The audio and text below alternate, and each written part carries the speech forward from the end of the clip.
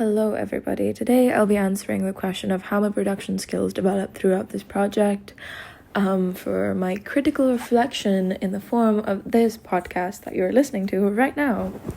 As someone who had no prior experience with using a camera before beginning my AS level, the development of my production skills throughout this project was both challenging and highly transformative. Initially, I lacked confidence in key technical areas. However, tasks such as the lighting assignment, the recreation task, and the ASA2 collaborative exercise helped me build a foundational understanding of cinematography. Through these, I developed a clear awareness of framing, shot composition, and the use of constructed mood, skills that became particularly important in conveying the more abstract and symbolic elements of my film. My post-production skills, particularly editing, developed later in the process, as I only began using editing softwares without guidance during the construction of my final film. At first, I struggled with pacing and continuity. However, over time, I began to recognize editing as a key site of meaning making. This aligns with Stuart Hall's encoding-decoding model, as I became increasingly aware of how I was encoding meaning through the sequencing of shots, rhythm, and visual juxtaposition, while also considering how different audiences might decode these elements in varied or even oppositional ways, especially given the ambiguity of my narrative. A significant area of growth was in directing.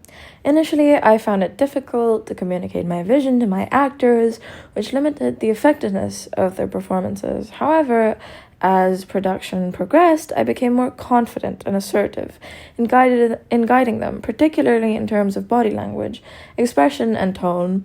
This development reflects aspects of auteur theory as I began to take greater creative control over the film, ensuring their performances, visuals, and stylistic choices aligned with my personal vision. This was especially important in my film, where meaning relies heavily on performance and visual nuance rather than dialogue. Furthermore, the unconventional and arguably experimental nature of my film required me to remain committed to my original vision rather than conforming to mainstream expectations. Instead of simplifying the narrative for mass audience appeal, I chose to prioritize artistic expression and thematic depth. This links to audience theory, as my film is more likely to appeal to a niche audience who are willing to engage with abstract or symbolic storytelling, reinforcing the audience as active participants in constructing meaning rather than passive consumers.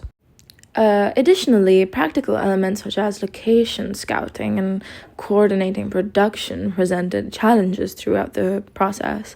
However, these obstacles ultimately strengthened my organizational and problem-solving skills as I learned to adapt creatively within limitations while still maintaining the intended aesthetic and tone of my film. This project enabled me to develop both technical and creative production skills while also deepening my understanding of how meaning is constructed and interpreted within media texts. It has allowed me to grow in confidence not only as a filmmaker but also as a creative auteur, and the skills I have gained will be essential as I progress into my A2 coursework, where I aim to further refine both my technical proficiency and distinctive style. That is about all I have to say today regarding this topic. Thank you for tuning in. You have been a great audience. Good night.